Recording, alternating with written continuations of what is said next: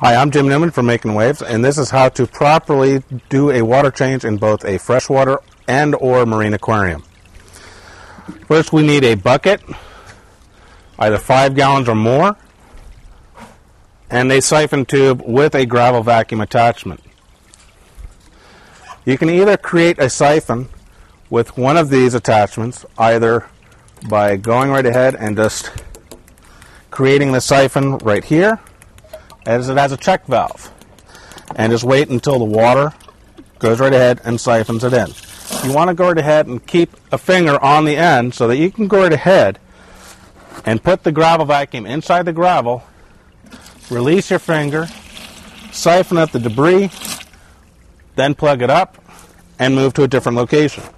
You want to keep on doing this until your bucket is either filled or you've reached the desired level of water that you want to change.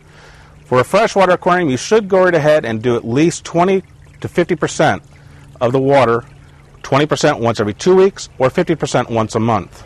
For a saltwater aquarium, you want to do a little bit more. The more frequent you do the water changes, the better when it comes down to a saltwater aquarium. The main reason for this is because of the trace elements and the buffering properties of saltwater is not created. It is absorbed and taken out of the water system by the animals.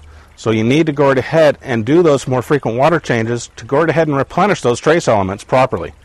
You can also add trace elements to the aquarium. However, it's much better to do the frequent water changes because it also goes right ahead and lowers the possibility of any kind of problems with nitrate. Nitrate in a saltwater aquarium will go right ahead and actually build up to a level that can be toxic to the fish at a very high rate. You should be aware that nitrate levels in a saltwater aquarium should not be higher than 25 parts per million. 100 parts per million or more will actually cause a lot of your saltwater fish to adversely be affected, such as various forms of Pomacanthidae, which are the large marine aquarium angelfish. They have a very high intolerance of high nitrogen levels. Also, when it comes down to keeping a reef-type tank, that means a tank that the invertebrates are the mainstay of the tank. A high nitrate level is very toxic to invertebrates. Anything above 50 parts per million can be highly toxic to invertebrates. However, for corals, you don't want to go above 25 parts per million, if at all possible.